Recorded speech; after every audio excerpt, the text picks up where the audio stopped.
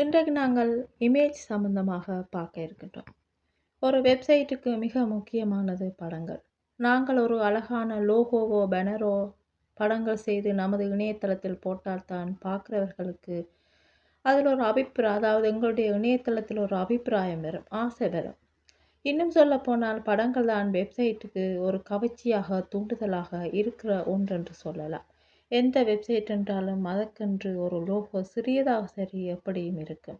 இந்த லோகோவை, அதாவது படத்தை நாங்கள் எப்படி போடுவது, நாங்கள் ஏற்கனவே பார்த்திருக்கின்றோம். ஆனால் இங்கு இனி வரும் பாடங்கள் இன்னும் கொஞ்சம் ஆழமாக போய் படிக்கப் போகின்றோம். படத்துக்கு நாங்கள் எப்படி HTML கொடுக்கிறது என்று கடந்த பதிவுகளில் கூறியிருக்கின்றேன். அப்போ நீங்கள் என்ன செய்யணுமெண்டா, இப்போ நாங்கள் HTML டியூட்டோரியலுக்குண்டு நாம் ஒரு ஃபோல்டர் ஒன்று க்ரியேட் பண்ணி நாங்கள் வெப் டிசைனிங்னு சொல்லி போட்டு அதுக்குள்ளே நாம் எல்லா டியூட்டோரியலையும் அதுக்குள்ளே நாம் கொடுக்குன்றோம். அதுக்குள்ளேயே நான் ஒரு ஃபோல்டர் ஒன்று க்ரியேட் பண்ணி இந்த வெப்சைட்டுக்கு, அதாவது வெப்சைட் மற்றது இந்த டியூட்டோரியல்ஸ் தேவையான படங்களை அதுக்குள்ளேயே நாம் கொடுக்குன்றோம். Web designing டியூட்டோரியலை போடுகின்றோம். அதுக்கு அந்த வெப் டிசைனிங் டியூட்டோரியலுக்குள்ளேயே அது சம்மந்தப்பட்ட படங்கள் எங்களுக்கு தேவை, வெப்சைட்டுக்கு தேவையான படங்கள் அதெல்லாம் போட்டு நாங்கள் செய்ய போகணும். அப்போ அதுக்குள்ள ஒரு சிறிய ஃபோல்டர் ஒன்று நாம் க்ரியேட் பண்ணிவிட்டு அதில் இமேஜ்னு சொல்லி கொடுத்துட்டு அந்த இமேஜ் அவ்வளோ என்ன இமேஜ் எல்லாம் நாம் பாவிக்க போகிறோமோ அது எல்லாத்தையும் நாம் அங்கே தான் கொடுக்க போகின்றோம். இப்போ அங்கே இருந்து ஒரு படத்தை நான் இங்கே கொடுக்க போகின்றேன். அப்போ IMG SRC ஈக்குவல் கோட்டேஷனில் அங்கே இருந்து ஒரு படத்தை நான் கொடுக்குறேன். அந்த படத்தை நீங்கள் ப்ராப்பர்ட்டி கிளிக் பண்ணி ப்ராப்பர்ட்டிஸில் போய் பார்த்தீங்கன்னா அது எங்கே இருக்குது, அந்த லொகேஷன் உங்களுக்கு தெரியும்.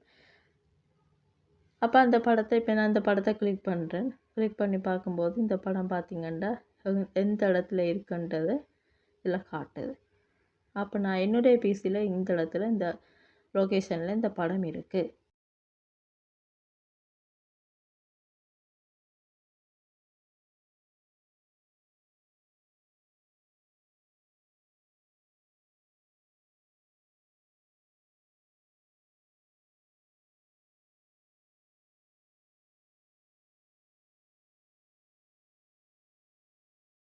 ஃபைலில் ஈயில் வெப் டிசைனிங்கில் இமேஜஸில் இந்த படம் இருக்குது.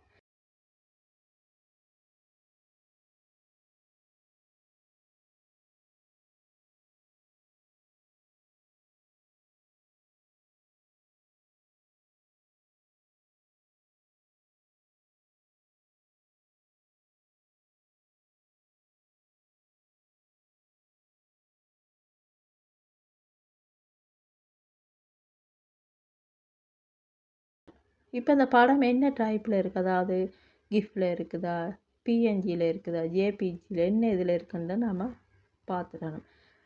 பார்த்து தான் நாம் கொடுக்கணும். சும்மா JPGன்னு சொல்லி நாம் மட்டும் கொடுத்தா சில படங்கள் பார்த்திங்கன்னா கிஃப்டில் இருக்கலாம், PNGயில் இருக்கலாம், இந்த மாதிரி வேறு டைப் இதில் இருக்கலாம். அப்போ நாம் பார்த்து தான் அதை கொடுக்கணும். அப்போ நாம் அதை பார்த்தோம்னா இங்கே பார்த்திங்கன்னா JPGயில் இருக்குது. அதை நாங்கள் ப்ராப்பர்ட்டிஸில் போய் பார்க்கும்போது அது என்ன டைப்புன்ட்டு அதில் தெரியும். அப்போ JPGயில் இருக்குது. அப்போ நம்ம .jpgன்னு சொல்லி கொடுத்து ஹோட்டேஷனில் இந்த படத்தை தான் முடிக்கிறோம். இந்த படத்துக்குண்டு ஒரு வித் ஹைட் கொடுக்க போகின்றோம். அப்போ வித் கொடுக்கின்றோம். அப்போ என்ன, நாங்கள் ஸ்டைல் அட்ரிபியூட் நாங்கள் ஏற்கனவே படிச்சிருக்கின்றோம். இப்போ ஸ்டைல் ஈக்குவல் ஹோட்டேஷனில் வித் கொலோன் அதுக்குண்டு ஒரு வேல்யூ கொடுக்கின்றோம். கொடுத்துட்டு PX செமிகோலன். அடுத்து ஹைட் கொலோன் அதுக்குண்டு ஒரு வேல்யூ கொடுக்கின்றோம். கொடுத்து PX செமிகோலன். இப்போ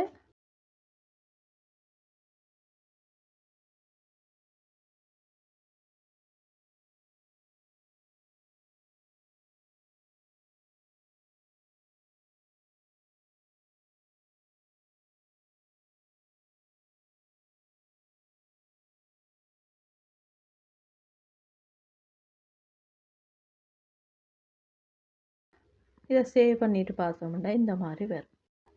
அடுத்தது பார்த்திங்கன்னா ஓட். சில இடங்களில் பார்த்திங்கன்னா கவரேஜ் இருக்காது. அந்த இடங்களில் நம்ம வெப்சைட்டை பார்க்கும்போது அவங்களுக்கு அதாவது லோட் ஆகும் பிறகு ரொம்ப கஷ்டமாக இருக்கும். லோட் ஆகலை, சில பேருக்கு லோட் ஆகாது. அப்போ அந்த ரொம்ப ஸ்லோவாக தான் சில பேருக்கு பார்த்திங்கன்னா லோட் ஆகும்.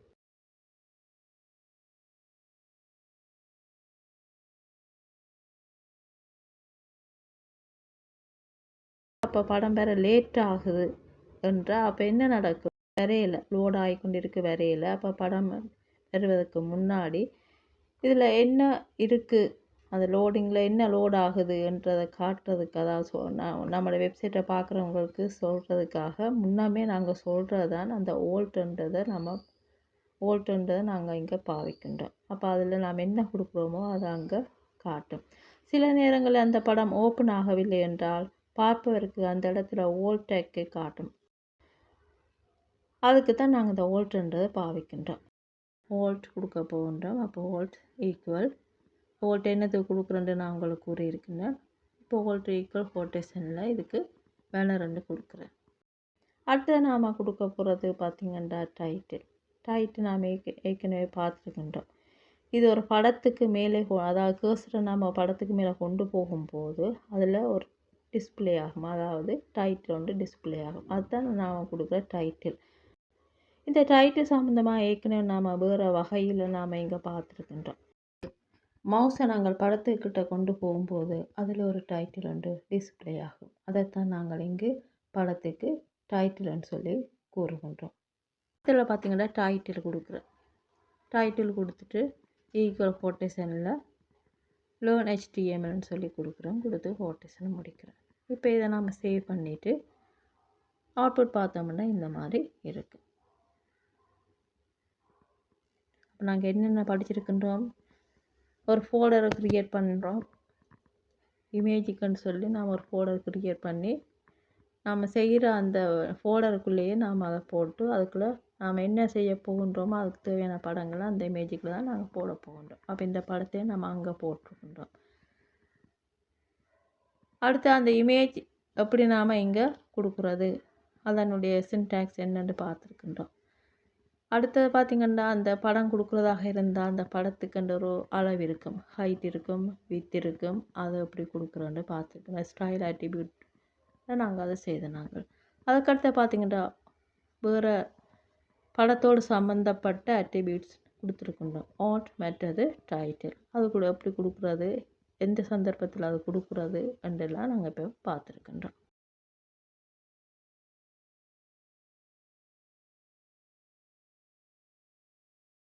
மவுஸை நாங்கள் படத்துக்கிட்ட கொண்டு போகும்போது அதில் ஒரு டைட்டில் ஒன்று டிஸ்பிளே ஆகும். அதைத்தான் நாங்கள் இங்கு படத்துக்கு டைட்டில்னு சொல்லி கூறுகின்றோம்.